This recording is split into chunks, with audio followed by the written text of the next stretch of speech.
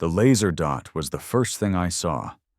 It wasn't a playful cat toy kind of laser. It was a cold, clinical, military-grade red dot that danced across the bark of my ancient oak tree, like a sniper trying to find the perfect entry point for a kill shot.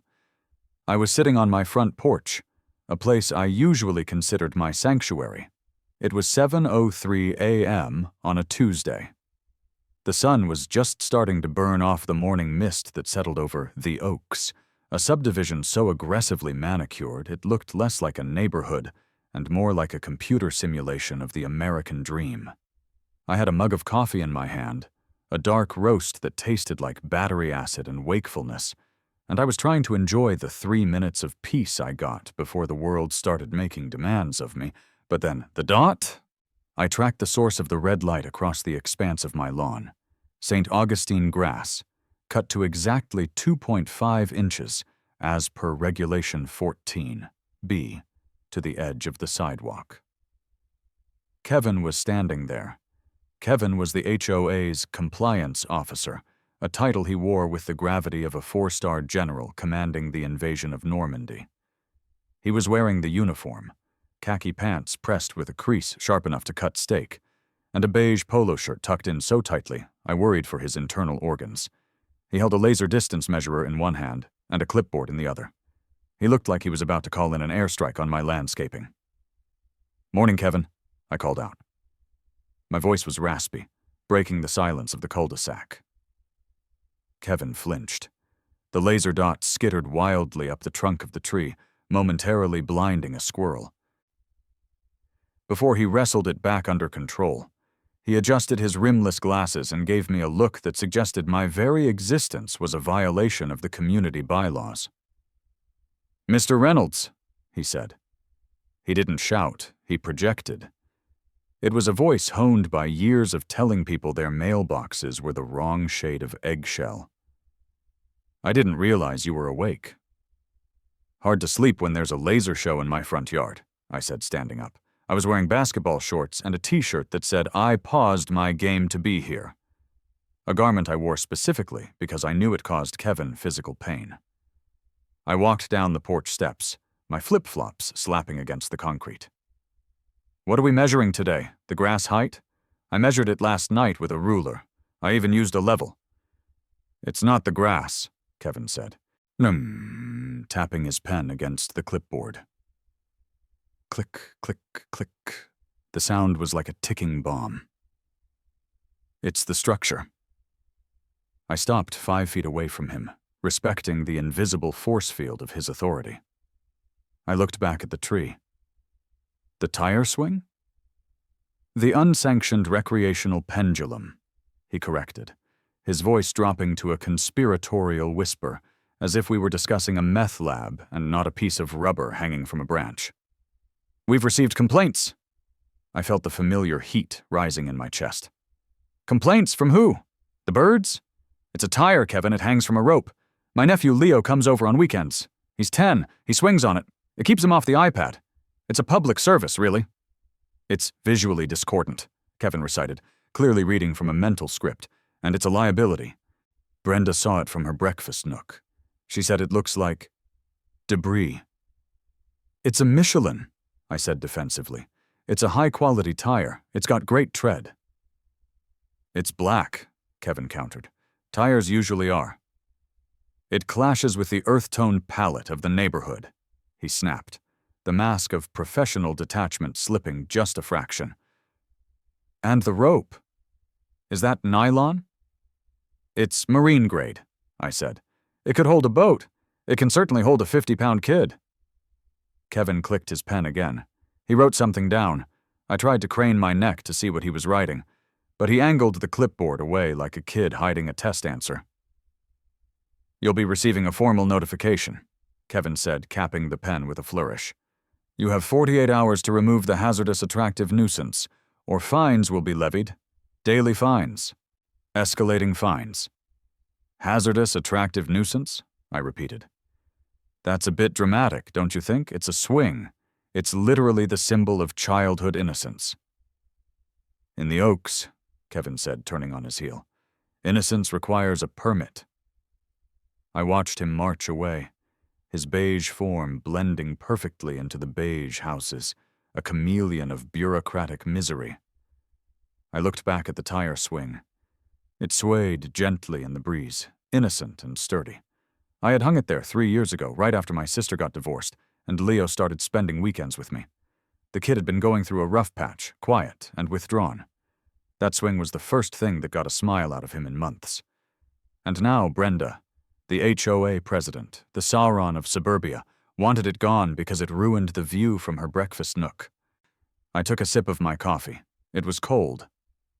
"Hazardous, attractive nuisance," I muttered. "I'll show you a nuisance."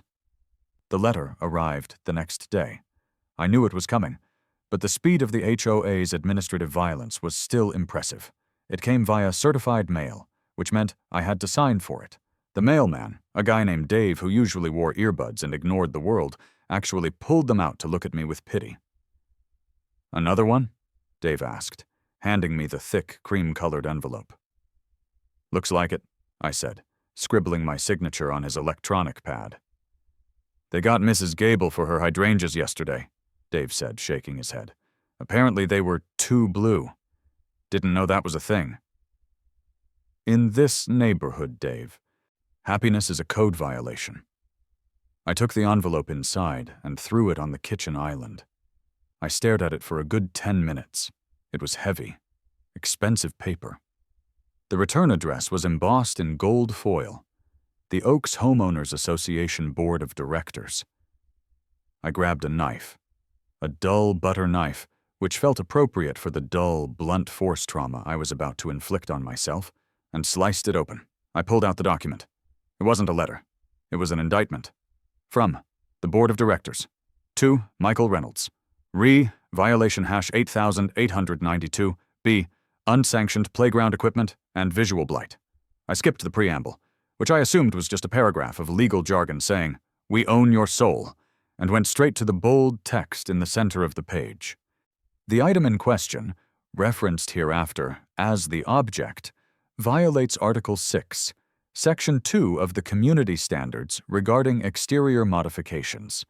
The object is deemed structurally unsound, visually blighting, and poses a significant liability risk to the association. Furthermore, the use of non-standard materials, that is, automotive waste products, is strictly prohibited under the Clean Yard Clause. I snorted. Automotive waste products. But it was the next paragraph that made me pause. It was the paragraph that Brenda had clearly dictated herself. I could hear her voice in the syntax, shrill and condescending. The association recognizes the desire for recreational equipment. However, to maintain the safety standards and aesthetic value of the Oaks, any such equipment must be a certified, professionally engineered amusement structure, adhering to all county safety codes for kinetic devices. It must be permitted by the county, installed by licensed professionals, and maintained according to manufacturer specifications. Homemade, makeshift, or temporary structures are strictly forbidden. I read it again. Certified. Professionally engineered. Amusement structure. They were throwing big words at me. They were using the language of bureaucracy to build a wall so high they thought I'd never climb it. They thought that by demanding engineering and safety codes, they would scare me into submission. They thought I was just another guy who would look at the potential cost and hassle, sigh, and go out with a pocket knife to cut down the tire. They didn't know who they were dealing with. I'm a project manager for a logistics firm. My entire life is built around moving heavy things from point A to point B, navigating customs regulations, and finding loopholes in international shipping laws. I deal with headaches for a living. I eat red tape for breakfast. I looked at the date on the letter. The monthly HOA meeting was tonight. I folded the letter and put it in my back pocket. I wasn't going to cut the rope. Not yet. First, I wanted to look Brenda in the eye and hear her say it. The community center was a soulless building with fluorescent lighting that made everyone look like they were in the early stages of liver failure. The air conditioning was set to morgue, and the room smelled faintly of floor wax and old coffee. The room was packed. In the Oaks, the HOA meeting was the social event of the season. It was where people came to feel superior to their neighbors. They sat in rows of metal folding chairs, clutching their water bottles, waiting for the public shaming to begin. I walked in and took a seat in the back row. I saw Kevin in the corner, guarding the coffee pot like it was the Holy Grail. He saw me and immediately started studying the ceiling tiles. At the front of the room, behind a long table draped in a tablecloth that matched the curtains, sat the board. There was Greg, the treasurer, who was currently asleep with his eyes open. There was Susan, the secretary, who was typing furiously on a laptop. And in the center, radiating an aura of absolute power, was Brenda. Brenda was a woman who had turned taking offense into an Olympic sport. She had hair that was sprayed into a helmet of blonde defiance. And she wore a blazer that cost more than my first car. She tapped a gavel. Yes, she actually brought her own gavel. And the room fell silent. "I call this meeting to order," she announced. Her voice was nasal and piercing. The first 30 minutes were the usual torture.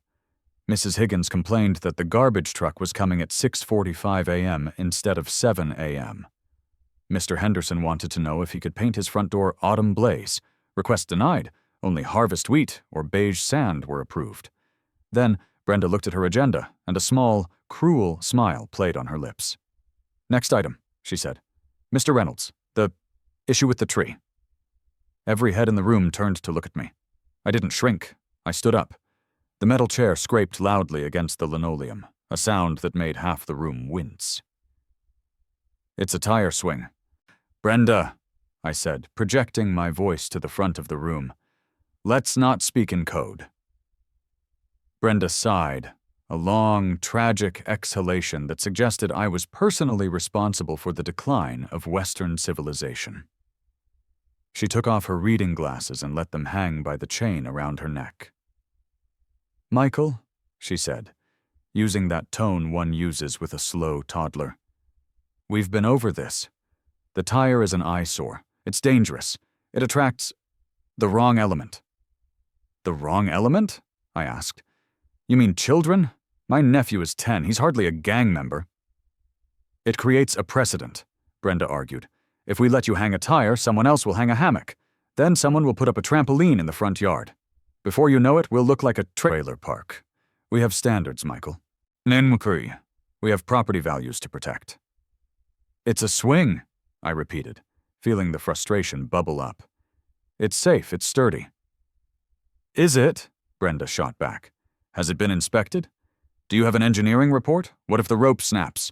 What if the branch breaks and falls on a passing jogger? The liability, Michael. The association cannot absorb that kind of liability." "It's a rope thrown over a branch," I said. "It's not quantum physics." "That is exactly the problem." Brenda slammed her hand on the table. "It is amateur. It is unpermitted. It is makeshift." She picked up a copy of the letter I had received. As the letter stated, per our bylaws, any recreational equipment must be professional. It must be engineered. It must be certified. I looked at her. I looked at the board. They were all nodding in unison. Oh, a row of bobbleheads agreeing with the queen bee. "So let me get this straight," I said, stepping into the aisle. "You don't care about the swing itself. You care about the paperwork. You care that it's not, what was the phrase, a certified, professionally engineered amusement structure?" "Exactly," Brenda sneered. "If you want a swing, Michael, buy a proper playset. Put it in your backyard behind a 6-foot privacy fence where no one has to look at it. Or, if you insist on having something in the front, which I strongly advise against, it must meet the strictest definition of a professional structure. It needs permits. It needs insurance. It needs to be engineered." She paused, then added the kicker. "But we all know you aren't going to do that, because that would cost thousands of dollars. And you, Michael, are simply trying to be difficult. So, take down the tire, tonight. Or Kevin will be there tomorrow with a crew to remove it, and we will bill you for the labor." The room was silent. I could feel the smugness radiating off Brenda. She thought she had won. She thought she had boxed me in with financial barriers and bureaucratic hurdles. She didn't realize she had just given me the blueprints to my revenge. I smiled. It wasn't a nice smile. Okay, Brenda, I said, you win. A ripple of disappointment went through the crowd. They wanted a fight. I'll take down the tire, I said, tonight. Excellent, Brenda said, already looking down at her notes. See? Was that so hard? But, I added, raising a finger, I want to be clear on the rules. If I decide to install a replacement, as long as it is a certified, professionally engineered amusement structure, and it has all the county permits, the HOA cannot stop me? Brenda laughed. It was a dry, brittle sound. Michael, if you want to go out and hire a structural engineer and buy a commercial-grade piece of equipment, go right ahead. The bylaws allow for approved kinetic structures, if they meet safety codes. But good luck getting a permit for a swing set in the front yard. I don't need luck, Brenda, I said quietly. I just need the rulebook. You have the rulebook, she said dismissively. Next item, the unauthorized garden gnomes at 404 Willow Lane. I walked out of the meeting. I didn't slam the door. I closed it gently. I walked to my truck, sat in the driver's seat, and stared at the dashboard. My heart was hammering. I wasn't angry anymore. I was focused. Brenda wanted a professionally engineered amusement structure. She wanted certified. She wanted safety codes. I pulled out my phone. I didn't search for swing sets. I didn't search for wooden playscapes. I typed in, liquidated Carnival rides for sale USA. The search results loaded. https://www.google.com/search?Q=, carnivalgraveyard.com, usedrides.com, amusementexchange.net. I clicked the first link. I scrolled past the popcorn machines and the rusted ticket booths. I scrolled past the tilt-a-whirls, too wide, and the bumper cars, too much electrical work. And then I saw it. Lot hash 404, the Star Spinner 3000. It was beautiful. It was hideous. It was perfect. It was a chain swing ride, the kind you see at a county fair. It stood 25 feet tall. It had a central column made of industrial steel, painted a screaming combination of electric blue and fire engine red. 12 bucket seats hung from heavy-duty chains. It had a hydraulic lift system. It had a lighting package that included 500 turbo LEDs. The description read, 1998 Zamperla glider, refurbished motor 2022, fully operational. Comes with original engineering schematics, safety manuals, and NDT, non-destructive testing reports. Height 25 feet, footprint 24 feet diameter. Power 220 volts, three-phase, located in Ohio. Must move immediately due to fairground foreclosure. Price $4,500 OBO. $4,500. It was a lot of money. It was my Europe trip fund. It was responsible for about 3 months of mortgage payments. But then I thought about Kevin and his laser pointer. I thought about Brenda's smug face. I thought about the phrase automotive waste products. I hit the button that said contact seller. A number popped up. I dialed it. It rang 3 times before a voice answered. It sounded like a voice that had smoked a pack of cigarettes every day since the Eisenhower administration. Yeah, Rusty here. Rusty, I said, my voice steady. My name is Mike. I'm looking at the Star Spinner. Is it still available? The spinner? Rusty coughed. Yeah, she's here. Taking up space in my barn. You a broker? No, I said. I'm a private buyer. Private? Rusty paused. You opening a park? Something like that, I said.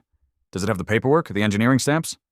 Kid, Rusty laughed, a sound like gravel in a blender. She's got more paperwork than the space shuttle. Every weld, every bolt. Uncommon. It's certified to carry 12 full-grown adults at 15 revolutions per minute without breaking a sweat. German steel.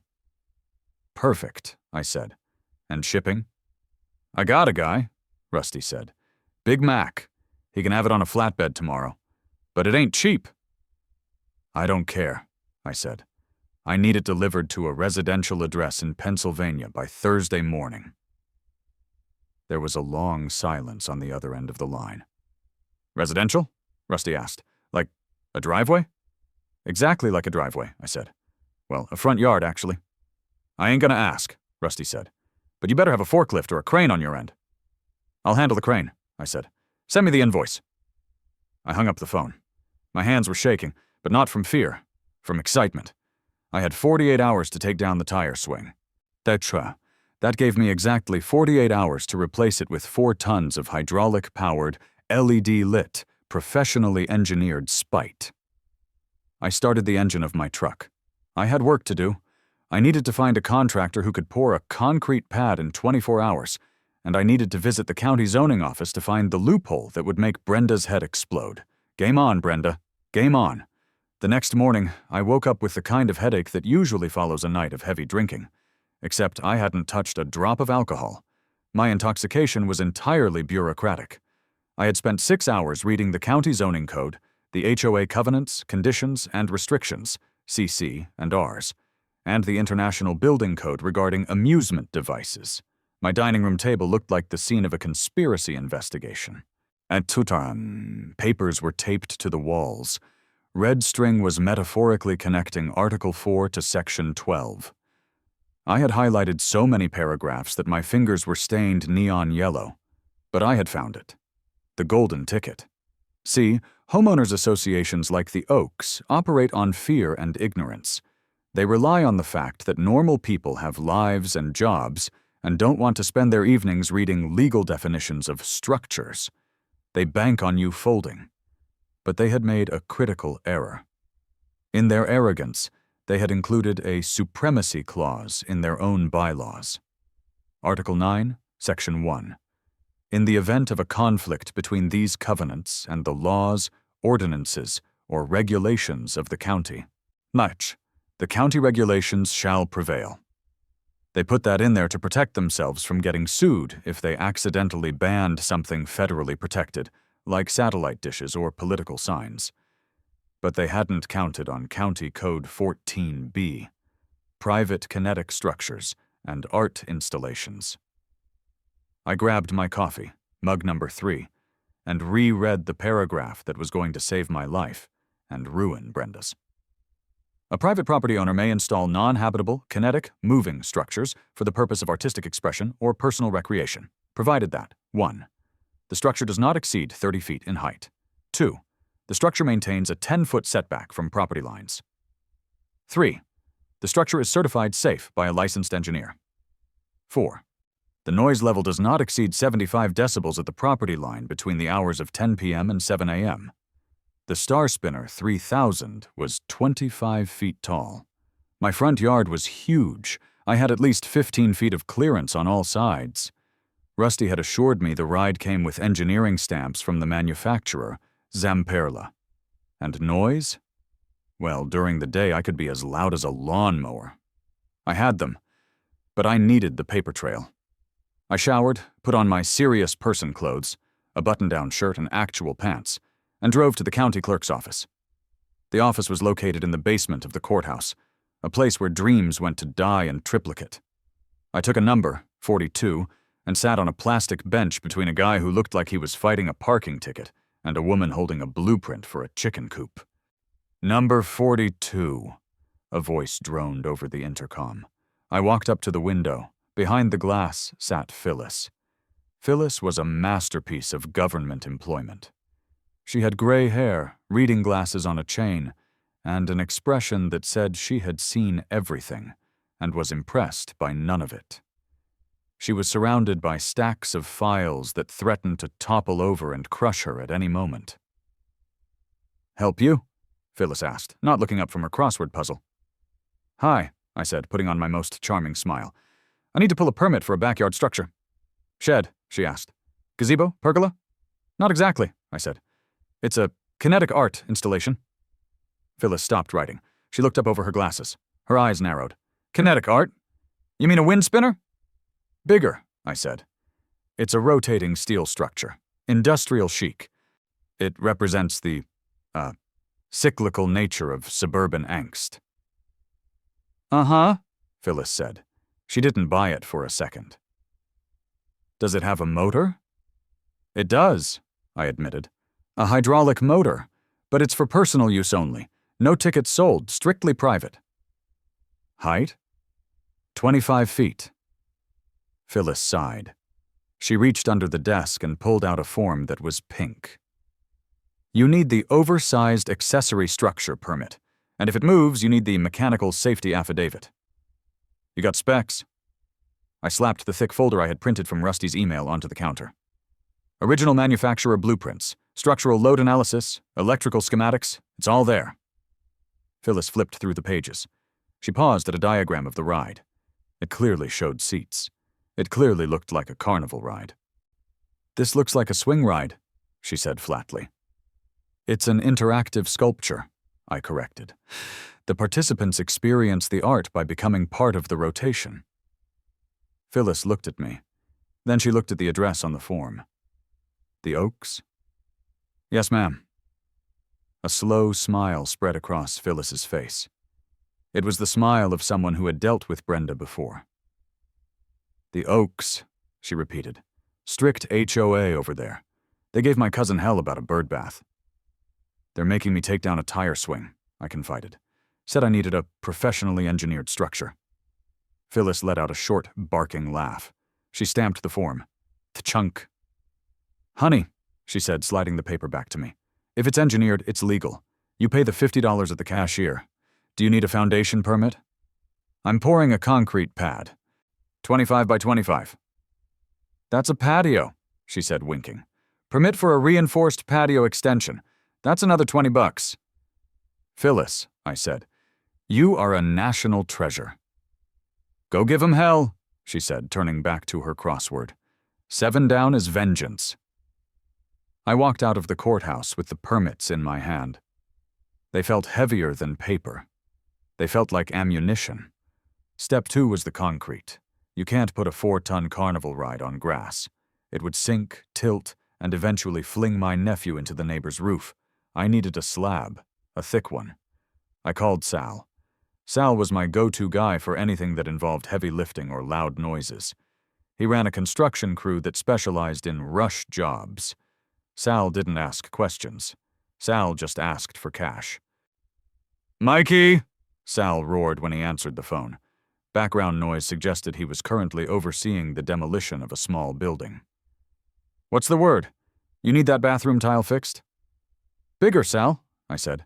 I need a pad poured. 25 by 25 feet. Reinforced. High PSI. I need it to hold, let's say, 4 tons of dynamic load. 4 tons? Sal whistled. What are you parking? A tank? Let's just say it's a heavy art piece, I said. Art?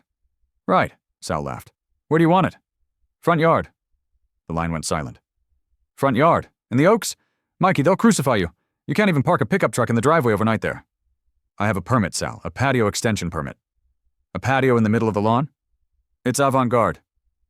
Okay, Sal said, but I'm booked. I got a driveway in Westview and a pool deck in the Heights. I'll pay double, I said. Cash. And I'll have a cooler of Gatorade and steaks for the crew. I'll be there tomorrow morning at 7 a.m., Sal said instantly. Make sure the sprinklers are off. Wednesday morning. The clock was ticking. I had 24 hours left on my compliance window to remove the tire swing. At 7 a.m. sharp, Sal's trucks rolled in. It wasn't a subtle arrival. A cement mixer is never subtle. It's a groaning, rotating beast that sounds like rocks in a dryer. Sal hopped out of his pickup truck. He was a short, wide man who looked like he was carved out of the same concrete he worked with. Mikey, he yelled, shaking my hand with a grip that crushed my knuckles. Show me the canvas. I pointed to the center of the lawn. Right next to the oak tree. Right there, center it. We gotta tear up a lot of grass, Sal warned. The HOA is gonna have a stroke. That's the plan, Sal. That is exactly the plan. Sal grinned. He waved at his crew. All right, boys, rip it up! For the next 6 hours, my front yard was a war zone. Bobcats tore up the pristine St. Augustine grass. Wooden forms were hammered into the earth. Rebar was laid down in a grid pattern that looked strong enough to survive a nuclear blast. The neighbors started to come out. Mrs. Higgins, who lived 2 doors down and walked a poodle that looked more like a rat, stopped on the sidewalk. Michael, she called out, clutching her pearls. What on earth is happening? Patio extension, Mrs. Higgins, I yelled over the sound of the mixer. In the front? She gasped. Is that allowed? Fully permitted. I waved the pink slip at her. But why? For the art, I shouted. She hurried away, pulling her rat dog behind her. I saw her texting immediately. The network was active. Brenda would know within minutes. And sure enough, 10 minutes later, a silver minivan screeched to a halt in front of my house. It wasn't Brenda. It was Kevin. Kevin stormed up the driveway, his clipboard held like a shield.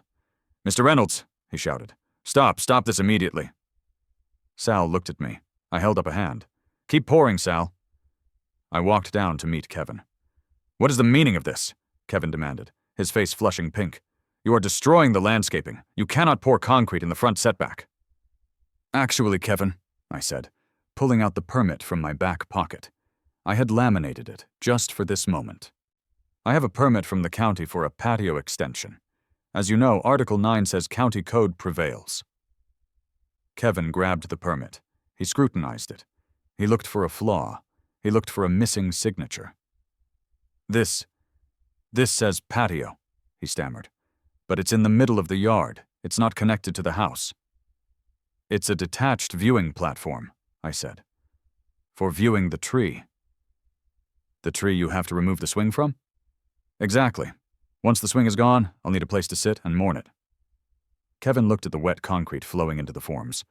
He looked at Sal's crew, who were burly men covered in gray dust, staring back at him with zero respect. Brenda is going to be furious, Kevin whispered. Tell her I'm just improving the property value, I said. Custom hardscaping is very in right now. Kevin stomped back to his minivan. I watched him make a frantic phone call. By 2 p.m., the concrete was poured, smoothed, and finished. It was a perfect gray square, 25 feet on each side. It looked ridiculous. It looked like a helipad for a very small helicopter. It'll cure by tomorrow morning, Sal said, wiping his hands on a rag. We use the quickset mix with the accelerant. By the time your art arrives, it'll be hard as a rock. Thanks, Sal, I said, handing him a thick envelope of cash. So, Sal said, leaning against his truck, you gonna tell me what's really going on that pad? You'll see tomorrow, Sal, I said. Can you come back at 6 a.m. with the crane truck? Crane? Sal raised an eyebrow. How heavy is this art? 4 tons. And it comes on a semi. Sal started laughing. He laughed so hard he started coughing. You crazy son of a bitch.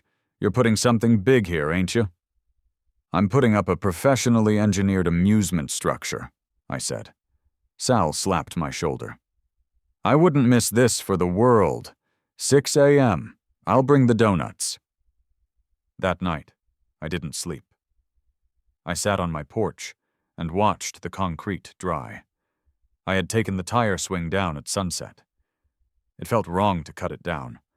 I untied the knot carefully, preserving the rope. I rolled the tire into the garage. It looked sad sitting there, a relic of a simpler time before lawyers and lasers. I emailed Brenda a photo of the bare tree branch at 9 p.m. Subject, compliance. Body, the tire is down, per your request. See you tomorrow. I didn't get a reply. She was probably plotting. She probably thought the concrete pad was the end of it. She probably thought I was going to put a fountain there, or maybe a gazebo. She had no idea. At 4 a.m. on Thursday, my phone buzzed. It was a text from a number I didn't recognize. Big Mac. I'm at the truck stop on I-95. ETA 2 hours. Hope you got coffee. I replied, gallons of it. Bring the noise. I went into the garage and prepped the area. I moved my car to the street to clear the driveway. I unlocked the gate. The air was cool and still. The neighborhood was dead silent. The streetlights buzzed softly. It was the calm before the storm. At 5:55 a.m., I heard it. It started as a low rumble, a vibration in the pavement that I could feel through the soles of my shoes. Then came the hiss of air brakes. Then the gears shifting, a deep, metallic clunk, grind, clunk. I walked out to the curb. Turning into the entrance of the Oaks was a beast. A Peterbilt 389, chrome shining under the streetlights, pulling a 53-foot flatbed trailer. Big Mac was not a man who believed in stealth. The truck had running lights that lit up the street like a runway. The exhaust stacks were puffing gray smoke into the morning sky. He navigated the turn onto my street, taking up the entire width of the road. He clipped the edge of the Henderson's prized azalea bush with his rear tire. I winced, but only a little. The truck rumbled down the street. It was massive, it was loud, it was beautiful. And on the back, there she was, the Star Spinner 3000. Even folded down for transport, it was imposing. The central column was horizontal, looking like a missile. The sweeps, the arms, were stacked and strapped. The fiberglass seats, painted in a riot of red, yellow, and blue, were wrapped in clear plastic. The clown face painted on the top cap of the ride seemed to be grinning directly at me. Big Mac pulled up in front of my house.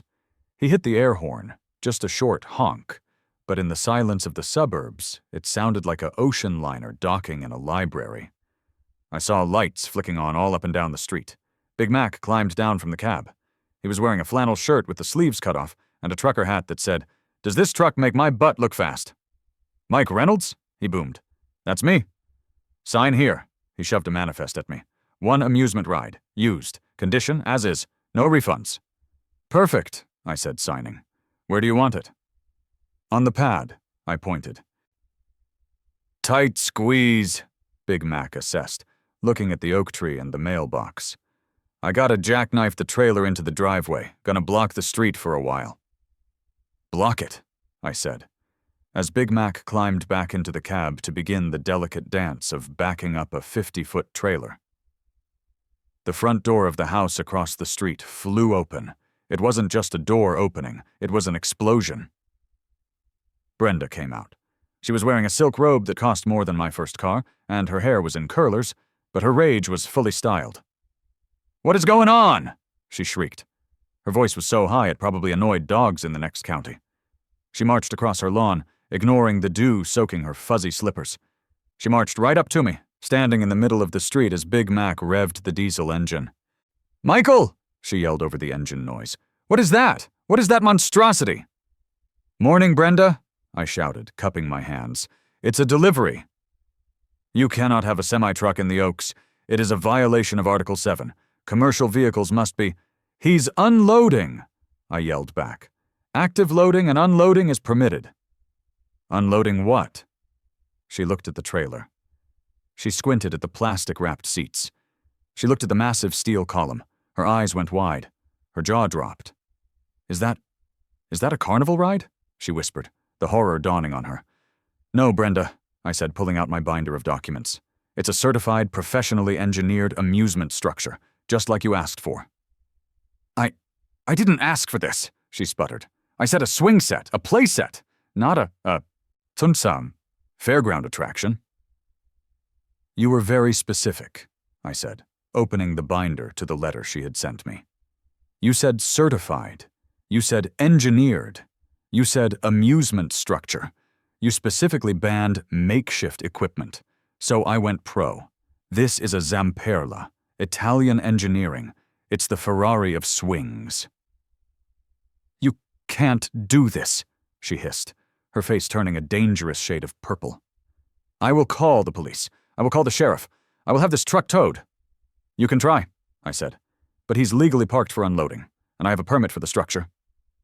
Just then, Sal arrived. His crane truck rolled up behind Big Mac's trailer, effectively boxing Brenda in. Sal honked his horn, a musical horn that played the first 5 notes of La Cucaracha. Brenda looked at the crane. She looked at the semi. She looked at me. "This is war, Michael," she said, her voice trembling. "You have started a war." "No, Brenda," I said, watching Big Mac begin to back the trailer up, the reverse beeper beeping loudly. "I'm just following the rules. Safety first, remember?" She turned and ran back to her house. I knew she was going for the phone. "All right, boys," I yelled to Sal and Big Mac. "Let's get this thing vertical before the cops show up." The assembly process was a thing of beauty. Sal and his crew were professionals. They hooked the crane to the central column of the Star Spinner.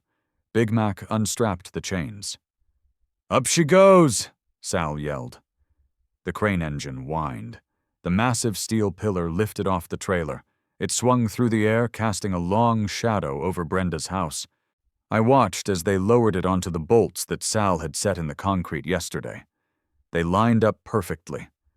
Clang. Metal met metal. Sal's guys swarmed it with impact wrenches. Zit, zit, zit, zit! The sound of industrial bolting echoed through the neighborhood. Next came the sweeps, the arms of the ride. They were bolted to the top hub. Then the chains were hung. Then the seats were attached. By 11 a.m., the truck was gone, the crane was packed up, and the Star Spinner 3000 stood tall and proud in my front yard. It was staggering. It was 25 feet of painted steel. The chains dangled the seats about 3 feet off the ground. The Star Spinner logo, painted in glittery gold letters, caught the mid-morning sun. It completely dominated the yard. You couldn't see my house. You could barely see the tree. All you could see was the ride. I stood back and admired it. It was the ugliest, most beautiful thing I had ever seen. "She's hooked up," Sal said, wiping grease from his forehead. He had connected the ride's hydraulic system to the tow-behind diesel generator I had rented. Another permit, another loophole. "You want to fire her up?" "Not yet," I said, checking my watch. "We wait for the inspection."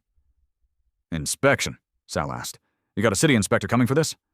"Better," I said. "I have the police coming."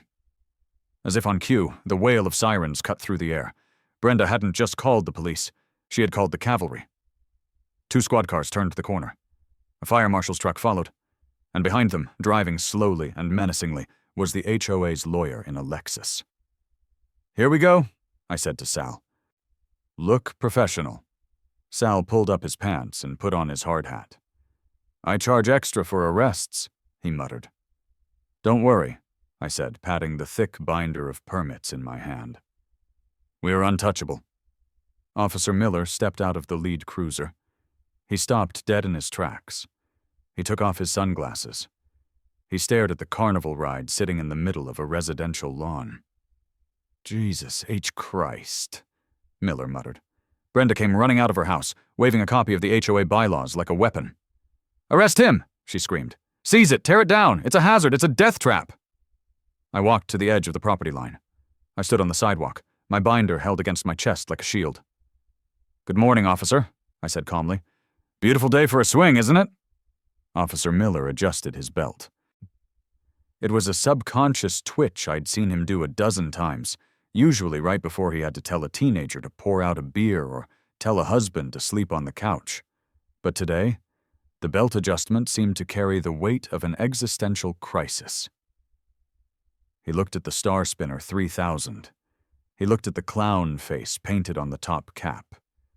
He looked at the massive diesel generator humming on its trailer like a dormant beast. "So," Miller said, his voice flat, "you built a Carnival ride." "I installed a professionally engineered amusement structure," I corrected him, keeping my tone helpful and polite. "Per the specific written request of the Homeowners Association." Brenda, who was currently vibrating at a frequency that could shatter glass, thrust her finger at me. "Liar! I requested a swing set, a plastic slide, not this." "You requested," I said, opening my binder to tab 1 and holding it up for Miller to see, "a certified, professionally engineered amusement structure. You also banned makeshift equipment. I was simply complying with the strict letter of the law, Brenda. I didn't want to risk a lawsuit by building something shoddy." Miller took the binder. He didn't want to take the binder. He wanted to be anywhere else. He wanted to be back at the station doing paperwork on a fender bender. But he took the binder. "Officer," Brenda snapped, "you don't need to read that. Just look at it. It's a public nuisance. It's a zoning violation. It's ugly." "Ma'am," Miller said, raising a hand, "ugly isn't a crime. If it was, I'd have to arrest half the cars in this city. Let me look at the paperwork." He opened the binder. I had organized it with the precision of a forensic accountant. Tab A, the county permit. Miller stared at the pink slip. "Kinetic art installation?" he read aloud. "It's a commentary on the circular nature of suburban life," I said solemnly. "We go round and round, never really getting anywhere. just spinning in our little assigned seats. Miller looked at me over his sunglasses. "You're full of it, Mike." "I'm an art patron, officer." Tab B, the engineering report. This was the heavy hitter. It was 40 pages of dense technical data from Zamperla, the Italian manufacturer. It detailed stress loads, wind resistance ratings, up to 80 miles per hour, and tensile strength of the chains. It was stamped by a licensed professional engineer in the state of Pennsylvania, a guy named Robert Bob Vance, whom I had paid $500 to review the plans yesterday. "It's stamped," Miller muttered. "Current date. Professional engineer." "It's safer than my house," I added. "That ride is designed to withstand thousands of cycles holding full-grown adults. A tire swing? That's a gamble. This is science." Brenda let out a noise that sounded like a tea kettle boiling over. "It blocks the sun. It casts a shadow on my hydrangeas." "Shadows aren't illegal, Brenda," I said. Miller turned to the fire marshal, a burly guy named Captain Henderson who had been walking around the generator, sniffing the air like a bloodhound. "What do you think, Cap?" Miller asked. Henderson walked over, wiping his hands on his turnout gear. "Well," he rumbled, "it's a diesel genset, tow-behind unit. It's got a double-walled fuel tank, so it's EPA compliant for spills. He's got 2 Class B fire extinguishers mounted on the frame. He's even got the yellow caution tape marking the swing radius." Henderson looked at Brenda. "Technically, ma'am, it's safer than the propane tanks most of you have on your barbecue grills." Brenda gasped. "How dare you? My grill is a Viking!" "And this is a Caterpillar," Henderson said, patting the generator. "Good engine." "But the zoning!" Brenda shrieked, turning back to the lawyer in the Lexus. "Mr. Sterling, do something!" Mr. Sterling, the HOA's attorney, finally stepped out of his car. He was wearing a suit that cost more than the Carnival ride. He walked carefully across the grass, avoiding the patches where Sal's bobcat had torn up the turf. "Officer," Sterling said, his voice smooth and oily. "While Mr. Reynolds may have creatively interpreted the county statutes, this is a clear violation of the HOA's covenants, conditions, and restrictions, specifically the prohibition on non-residential structures and nuisance behavior." Miller looked at Sterling. "That's a civil matter, Counselor. I enforce the penal code and the city ordinances. If he's got a permit from the county and the fire marshal says he's safe, I can't arrest him for breaking a club rule." "It's not a club," Brenda yelled. "It's an association." "Same difference to me," Miller shrugged. He handed the binder back to me. "Mike, you got a permit for the noise?" "Tab C," I said. "Noise ordinance exemption for testing and maintenance of mechanical equipment between the hours of 8 a.m. and 6 p.m.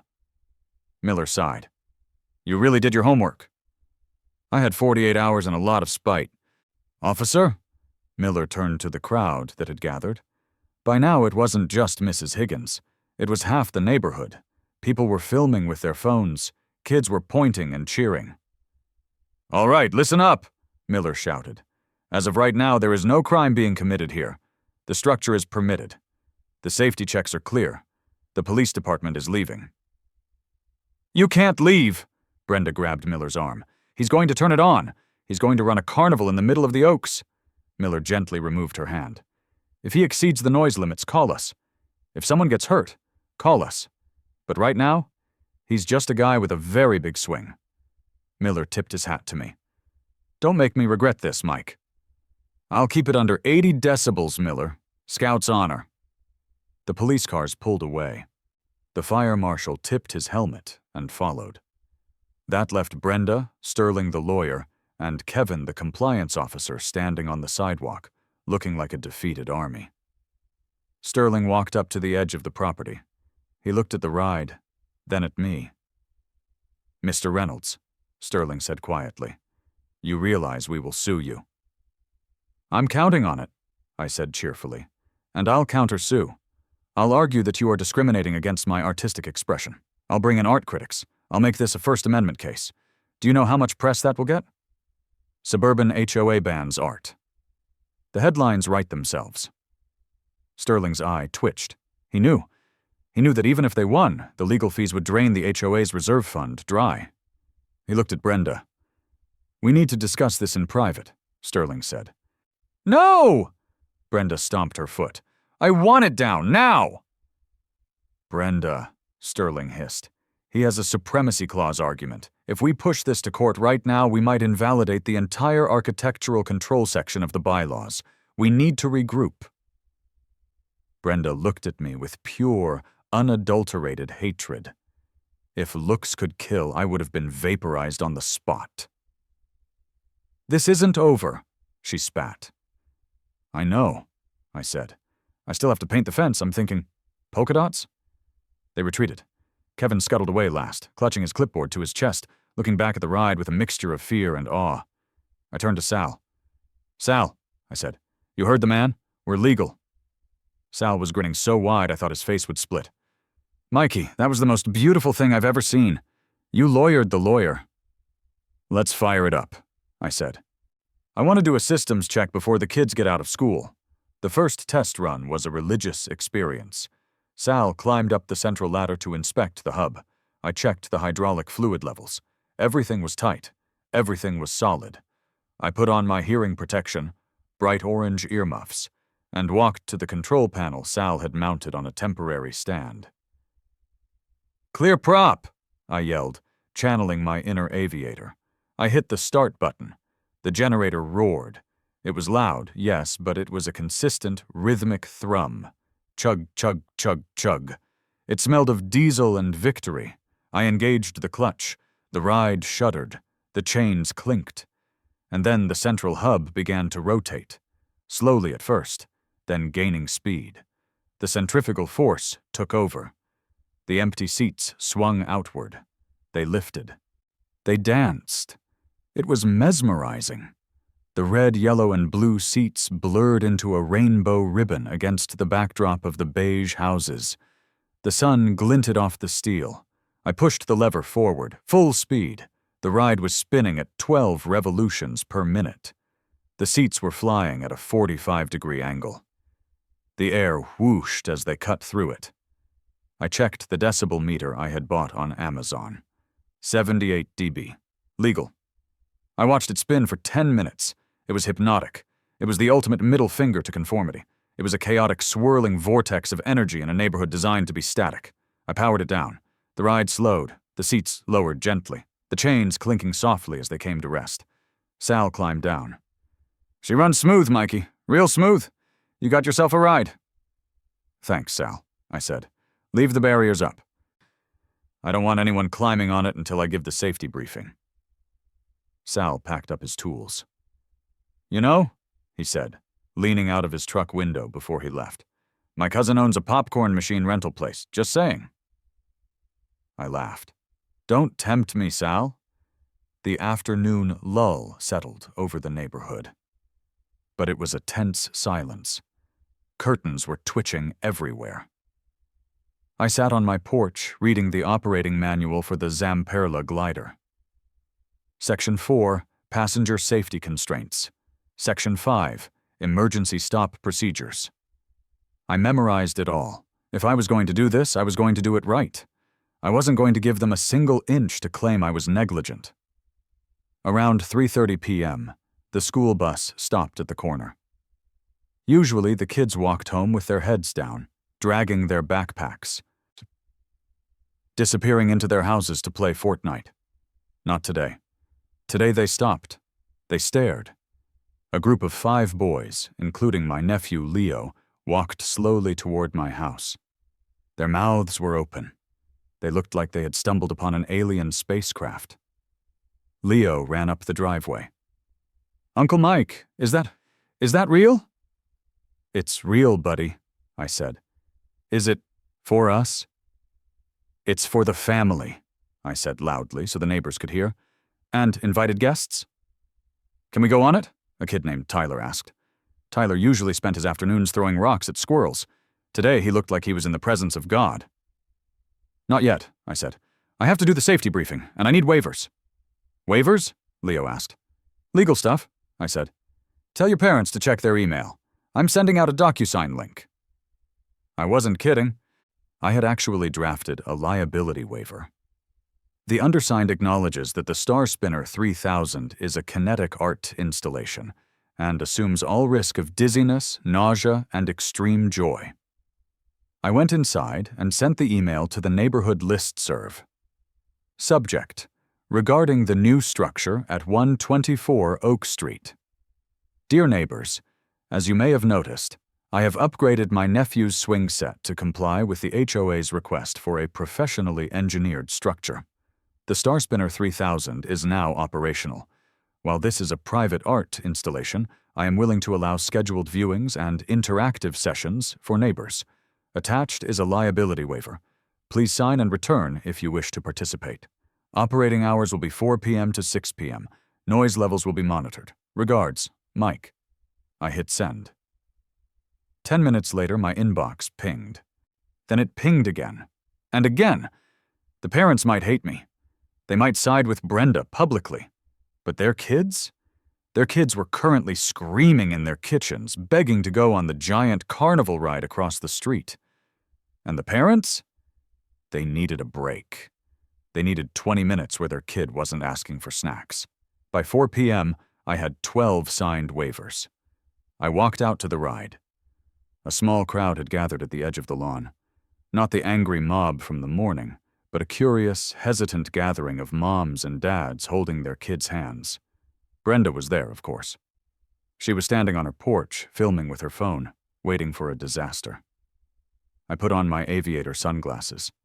I picked up the microphone connected to the PA system. "Attention, riders," I announced. My voice echoed off the houses. "Welcome to the Oaks Air and Space program. Please step forward if you have a signed waiver.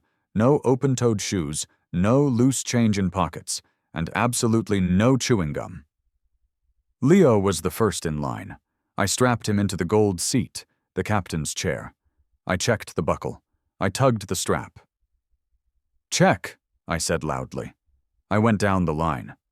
Tyler, Sarah, little Timmy from down the block. I strapped them all in. I was meticulous. I was the picture of safety. "All secure," I shouted. I walked to the control panel. "Clear for takeoff." I hit the button. The music started. The Blue Danube Waltz. I thought it added a touch of class. The ride lifted. The kids screamed, not in terror, but in pure, unadulterated delight. They spun, they flew, they laughed. I looked at the parents. I saw a dad, Mr. Henderson, Naikana, the guy with the autumn blaze door envy, tapping his foot to the music. I saw a mom smiling as her daughter waved frantically from the air. For a moment, the stick-up-the-butt atmosphere of the Oaks dissolved. We weren't a collection of property values and zoning codes. We were just people watching kids fly. Then I looked at Brenda. She wasn't smiling. She was pacing. She was on the phone again. I turned the music up just a little bit. Da-da-da-da-da. The ride spun on. That evening, the war entered a new phase. I had shut the ride down at 6 p.m. sharp. I covered the control panel with a tarp. I put up danger high voltage signs, more for effect than reality. I was eating a pizza in my living room when there was a knock at the door. It wasn't the police. It wasn't Kevin. It was a process server. He handed me a thick stack of papers. "You've been served," he said. "Temporary restraining order and a civil suit for nuisance abatement." I took the papers. I didn't panic. I expected this. I sat down and read them. Brenda had found a judge. Probably a friend of hers from the country club. The order demanded the immediate cessation of all mechanical operations, pending a hearing on Monday morning. It was Thursday night. That meant I had to stay dark for the weekend. I smiled. Monday was fine. Monday was perfect. Because Monday gave me 3 days to prepare my defense, and it gave me 3 days to escalate. If they wanted to argue that the ride was a nuisance, I had to prove it was art. And how do you prove something is art? You make it pretentious. You make it confusing. You make it so weird that a judge is afraid to call it garbage for fear of looking uncultured. I picked up the phone. I dialed a number I hadn't used since college. "Hey, Steve?" I said. "Yeah, it's Mike. You still teach that avant-garde performance art class at the community college?" "Yeah. Listen, I have a project for your students. Extra credit. How would they like to perform an interpretive dance piece involving a 4-ton carnival ride and a hydraulic generator? Yes, there will be free pizza. I hung up. The temporary restraining order said I couldn't operate the ride for recreational purposes. It didn't say I couldn't operate it for educational rehearsals. I looked out the window at the dark silhouette of the star spinner. "Brenda," I whispered, "you have no idea what weird is." For Friday was a day of quiet preparation. The neighborhood was buzzing. The neighborhood chat group, which I was banned from, but my sister forwarded me screenshots of, was in a civil war. Team Brenda. "It's an eyesore. It brings down property values. Think of the noise." Team Mike. "My kid loved it. It's better than looking at Brenda's fake columns. Let him spin." I spent the day polishing the ride. I touched up the paint on the clown face. I made it look less killer-it and more friendly Pagliacci. At noon, Steve arrived. Steve looked exactly like an art professor. He wore a black turtleneck, in July, a beret, and had a goatee that was geometrically perfect. Behind him trailed 6 students who looked like they hadn't slept or eaten protein in weeks. They were carrying fog machines, laser pointers, and a cello. "This is the piece?" Steve asked, staring up at the ride. "This is the muse," I said. Steve walked around it. He touched the cold steel. "It speaks to me," he whispered. "It screams of industrial repression. It cries out for liberation from the shackles of gravity." "Exactly," I said. "Can you choreograph something by Monday?" "We don't choreograph, Mike," Steve said disdainfully. "We embody." "Great, embody it on Monday morning at the courthouse. But first, we rehearse here." "The restraining order?" Steve asked.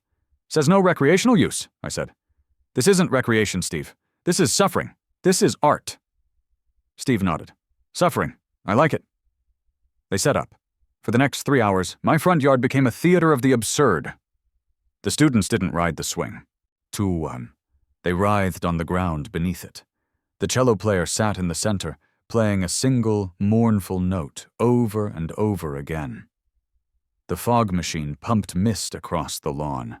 One student, wrapped in aluminum foil, slowly banged his head against the generator. It was terrible. It was unbearable. It was perfect. Brenda came out. She stared. She didn't yell. She couldn't yell. She didn't know what to yell at. "What are they doing?" she shouted from across the street. "Rehearsal," I yelled back. "For the cultural festival. There is no cultural festival."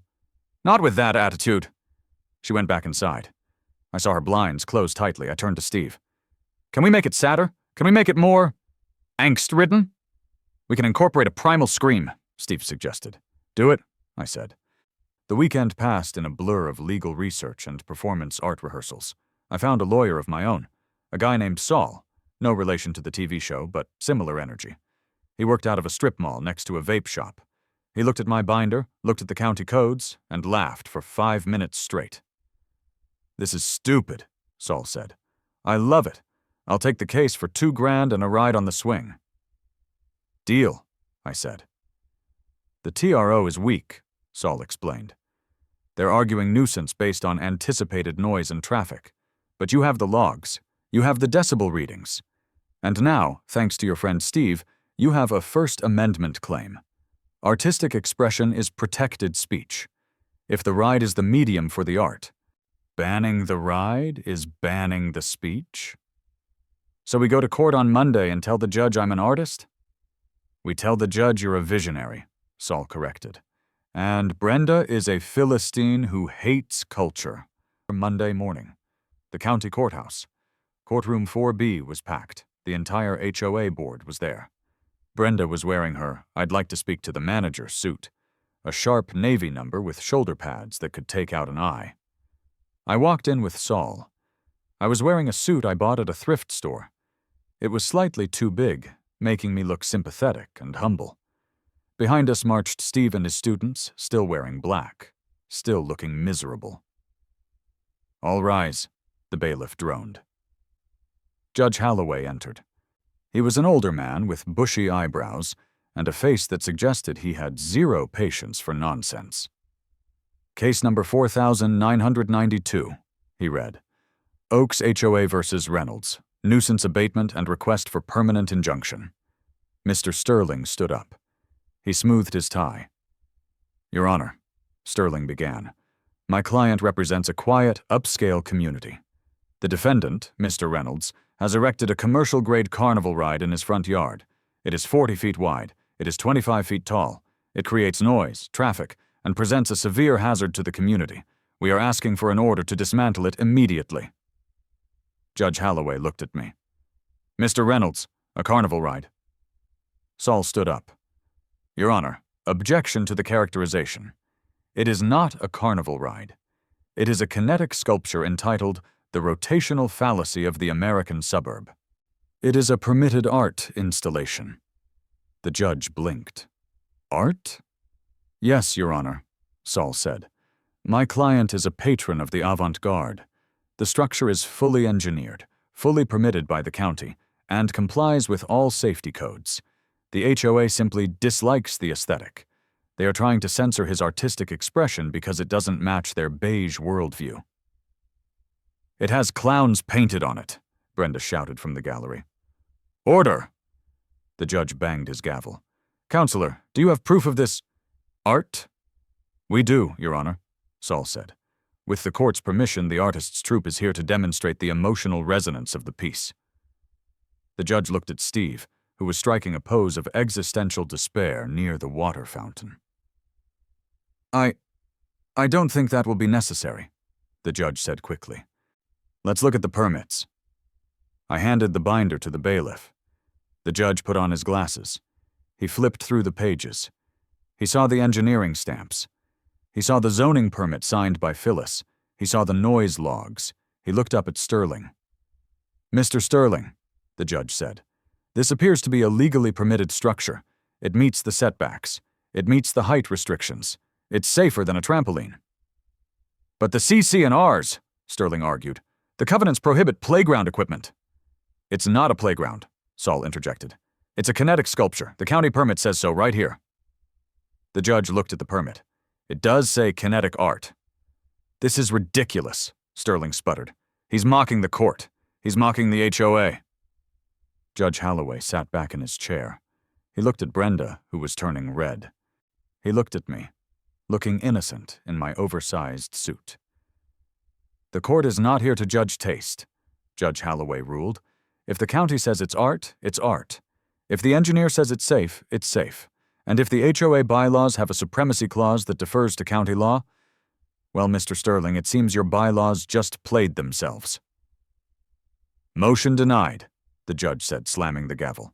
The temporary restraining order is lifted. Mr. Reynolds, you may operate your sculpture, provided you stay within the noise ordinance. Thank you, Your Honor, I said. Brenda let out a wail that sounded like a dying bagpipe. She slumped into her seat. I walked out of the courtroom. Steve high-fived me, solemnly. Saul patted me on the back. You realize, Saul said, that now you actually have to keep it? Oh, I'm keeping it, I said. I'm just getting started. I checked my phone. I had a text from Sal. Sal. Hey boss, my cousin with the popcorn machine? He also has a cotton candy spinner, and he knows a guy selling a used ticket booth. Just thought you should know. I smiled. I walked out into the sunlight. I had a ride to run. Driving back from the courthouse, I felt a strange mixture of exhilaration and exhaustion. I had won. Judge Holloway had banged his gavel, and the laws of the Commonwealth of Pennsylvania had declared my front yard a protected zone of artistic expression. I looked at Saul, my lawyer, who was reclining in the passenger seat of my truck, eating a bag of pretzels he had stolen from the courthouse vending machine. You know, Saul said, chewing loudly, you just set a precedent. The Oaks v. Reynolds. Law students are going to study this. Neat. The carnival ride exception. It's not a carnival ride, Saul, I said, grinning. It's a kinetic sculpture. Right, art, Saul winked. So, what's the plan? You gonna keep it forever? Forever is a long time, I said. Diesel is expensive, but I'm definitely keeping it for tonight. Tonight, we celebrate. I dropped Saul off at his strip mall office and headed home. I made 2 stops on the way, one at the party rental store Sal had recommended, and one at the bank to withdraw a ridiculous amount of cash in small bills. When I pulled into the Oaks, the atmosphere was different. It wasn't hostile anymore. It was resigned. The neighbors were out. But they weren't glaring. They were watching. They knew the verdict. The grapevine moved faster than fiber optics in this neighborhood. I pulled into my driveway. The Star Spinner 3000 stood there, silent and majestic, its painted clown face mocking the symmetry of the suburban street. Brenda's curtains were drawn tight. Her house looked like a fortress in lockdown. I got to work. The grand reopening began at 5 p.m. But this time, I didn't just turn on the ride. I escalated. I set up the popcorn machine I had rented. It was a commercial unit, the kind that pumps out buttery, salty aroma for a 3-block radius.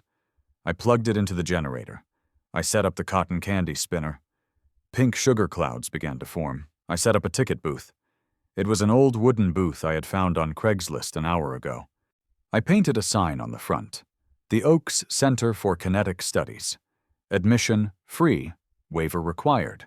Snacks, complimentary for supporters of the arts. I texted the neighborhood group chat via my sister. Game on! Fresh popcorn! Ride starts in 10. The kids appeared first. They came like zombies drawn to fresh brains, only instead of brains, it was high fructose corn syrup. Uncle Mike! Leo shouted, leading the charge. Did the judge say we can ride? The judge said it's art, Leo, I announced, handing him a bag of popcorn. We are engaging in a cultural critique of gravity. Cool, Leo said. Can I go fast? Maximum velocity, I promised. I fired up the generator. The diesel engine roared. I turned on the PA system. I didn't play waltzes this time. I played classic rock. Freebird blasted through the speakers as the ride began to spin. By 6 p.m., my front yard was a block party. There were 30 people on my lawn. Parents were chatting, eating popcorn, and watching their kids fly through the air. The smell of diesel mixed with the smell of butter. The flashing LEDs on the ride, which I had set to strobe mode, created a disco effect that bounced off Brenda's white siding. It was chaotic, it was loud, it was gloriously tacky. And then the sun went down. This was the moment I had been waiting for. The Star Spinner 3000 had a lighting package that Rusty, the seller, had described as aggressive. I flipped the switch marked night mode. Whoosh! 500 turbo LEDs ignited. The tree lit up. My house lit up. The street lit up. It was brighter than the Vegas Strip. Beams of red, green, and blue light swept across the neighborhood, penetrating every window, every gap in the blinds. I saw Brenda's silhouette in her upstairs window. She was pacing back and forth, bathed in a rhythmic red strobe light. I grabbed the microphone. All right, Oaks! I shouted like a monster truck announcer. Who's ready for the night spin? Remember, screaming is part of the art. The kids screamed. The ride accelerated. The lights spun. It was the single most obnoxious thing that had ever happened in the history of the Oaks. And it was completely, 100% legal. At 8:30 p.m., the phone rang. It wasn't the police. Miller had already driven by, waved, and kept going. It wasn't Kevin. Kevin was currently eating popcorn on my lawn. Traitor. It was Mr. Sterling, the lawyer. Mr. Reynolds? Sterling's voice was tight. We need to talk. I can't hear you over the art, Sterling, I yelled into the phone, turning the music down slightly. The board is convening an emergency meeting, Sterling said. At Brenda's house, right now. We would like you to attend. I'm in the middle of operations, I said. I have a cue. Mr. Reynolds, Sterling said, dropping the legal facade. Please. Brenda is... She's not doing well. She's currently lying on her kitchen floor wearing noise-canceling headphones and weeping. We need to end this. I looked across the street. The strobe lights were flashing directly into Brenda's living room. I'll be there in 10 minutes, I said. I just need to park the ride. I walked into Brenda's house 10 minutes later. Numb. It was like entering a funeral parlor. The silence was heavy. The air conditioning was set to Arctic. The board was sitting around the dining table. Greg, the treasurer, looked exhausted. Susan, the secretary, looked terrified. Brenda sat at the head of the table. She looked like she had aged 10 years in 3 days. Her hair was disheveled.